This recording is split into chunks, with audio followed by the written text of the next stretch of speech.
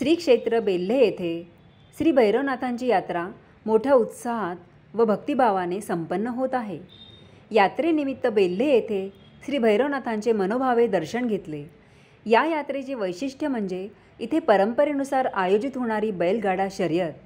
बेल्हे घाटात आयोजित या बैलगाडा शर्यतीचा आनंद घेतला। बैलगाडा शर्यतीचा थरार, भंडाऱ्याची उधळण आणि भाविकांचा जल्लोष हे सगळं अनुभवून मन प्रसन्न झालं।